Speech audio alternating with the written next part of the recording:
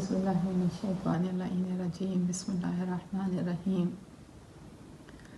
اللهم كن لوليك الحجة ابن الحسن العسكري صلواتك عليه وعلى آبائه في هذه الساعة وفي كل ساعة وليا وحافظا وقائدا وناصرا ودليلا وعينا حتى تسكنه أرضك طوعا وتمتعه فيها طويلا اللهم صل على محمد وعلى محمد وعجل فرجهم رب ارحمہما کما ربیانی صغیرا۔ پروردگار عالم قرآن مجید میں ارشاد فرماتا ہے کہ تم اپنے ماں باپ کے حق میں دعا کرو، اور اپنے ماں باپ کے لیے ماں باپ نے جو یہ دعا کرو کہ پروردگار، یہ ایک دعا ہے، رب ارحمہما کما ربیانی صغیرا، اے پروردگار عالم ہمارے ماں باپ کو تو بخش دے، ان پر رحم کر جس طرح وہ بچپنے میں ہمارے اوپر ہمارا خیال رکھتے تھے، ہمیں پالا اور پوسا، ہماری پرورش کی۔ تو پروردگار عالم ماں باپ کا وہ مرتبہ بتا رہا ہے۔ اگر قرآن مجید کی میں بہت ساری آیتوں کو اکٹھا کر کے بتاؤں، ہر آیت یہ بہت سی آیتوں میں پروردگار عالم نے اپنے ماں باپ کے ساتھ نیک سلوک کرنے کے لیے کہا۔ ماں وہ ہستی ہے جن کے پاس ماں نہیں، ان کے دل سے پوچھو کہ ماں کیا چیز ہے، ماں کے لیے کتنا مرتبہ خداوند عالم نے عطا کیا ہے۔ ایک بہت ہی خوشنما اور بہت ہی ہمارے لیے ایک سمجھ کے بہت اچھا ایک واقعہ ہے حضرت موسیٰ علیہ السلام کے زمانے کا۔ ایک مرتبہ ندائے پروردگار آئی، اے موسیٰ، پروردگار سے حضرت موسیٰ نے پوچھا کہ پروردگار یہ بتا دے کہ میرا پڑوسی کون ہوگا جنت میں۔ خداوند عالم نے کہا، اے موسیٰ، فلاں بازار میں قصاب ہے، وہ تمہارا پڑوسی ہوگا۔ حضرت موسیٰ نے کہا، اچھا خداوندہ، میں اسے دیکھنا چاہتا ہوں کہ آخر وہ ایسا کون سا کام کرتا ہے، کیا چیز کر رہا ہے کہ وہ میرا پڑوسی جنت میں وہ قصاب ہوگا۔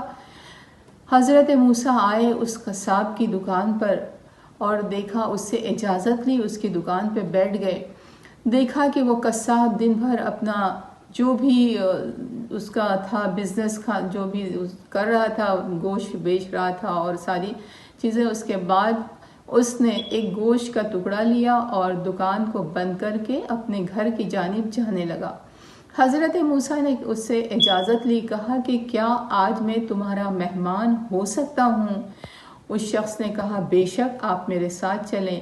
قصاب خوشی خوشی حضرت موسیٰ کو، کیونکہ قصاب کو یہ نہیں پتا تھا کہ یہ حضرت موسیٰ ہیں، لے کے آئے۔ ان سے کہا، حضرت موسیٰ سے قصاب کہتا ہے کہ آپ یہاں بیٹھ جائیں، میں ابھی کچھ ضرورت ہے، کچھ کام ہے ایسا، میں اس سے فارغ ہو کے آپ کے پاس آتا ہوں اور پھر آپ کی خدمت انجام دیتا ہوں۔ حضرت موسیٰ ایک جگہ بیٹھ گئے۔ آپ نے دیکھا کہ وہ قصاب پہلے ایک کمرے میں گیا، دیکھا کہ ایک بوڑھی خاتون لیٹی ہوئی ہیں۔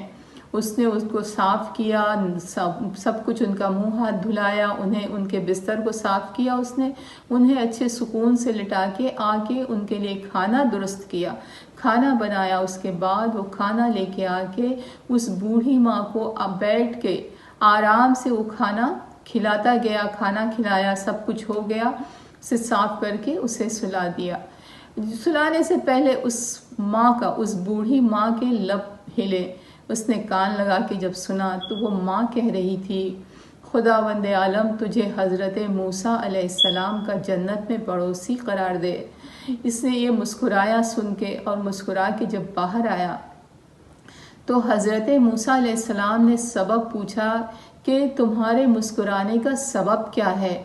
تو یہ قصاب کہتا ہے، یہ میری ماں ہے بوڑھی، اور میں روزانہ کا میرا یہ کام ہے کہ جب میں وہاں سے آتا ہوں میری ماں کو نہلا دھلا کے جب میں کھانا کھلا دیتا ہوں، جب اسے آرام کے لیے لٹاتا ہوں تو ہمیشہ اس کے لب ہلتے اور وہ ایک دعا دیتی ہے مجھے کہ جنت میں حضرت موسیٰ کا تو پڑوسی ہو۔ اب کیونکہ حضرت موسیٰ نے بس سمجھ گئے کہ ہاں اچھا بے شک تو ہی میرا پڑوسی ہوگا۔ تو یہ دیکھیں یہ ماں کی خدمت کا مرتبہ ہے۔ یہ ماں، ہم یہ نہیں کہ ماں باپ کے لیے ہم ایک گھر بنا دیں، ایک گھر دے دیں، ایک خادمہ رکھ دیں کہ ماں باپ کی خدمت کرے، وہ خادمہ کرتی رہے، اور ماں باپ کو یہ، اور ہم یہ سوچیں کہ ہم نے ماں باپ کا حق، ماں کا حق ادا کر دیا۔ یہ ماں کا حق ادا نہیں ہوتا، بلکہ جس طرح ماں نے بچپنے میں، جس طرح 9 مہینے اس نے اپنے شکم میں ہم رکھا ہے بچے کو، اور جس طرح سے اس رات کو جاگ کر ہر اپنی خوشیوں کو اپنے بچوں پر نچھاور کر کے اس کی پرورش کی ہے، اس کا ایک حق، ایک تنکا برابر حق بھی انسان ادا نہیں کر سکتا ہے وہ ماں کی ایک آہ کا۔ کسی نے رسول اکرم محمد مصطفیٰ صلی اللہ علیہ وآلہ وسلم سے پوچھا، اللہم صلی علی محمد وآل محمد وعجل فرجہم، کہ یا رسول اللہ، میری ماں کو میں نے کئی مرتبہ اپنے کاندھے پہ بٹھا کر حج کروایا ہے، کیا میں نے اپنی ماں کا حق ادا کر دیا؟ آپ نے فرمایا تیری ماں کا تو نے کچھ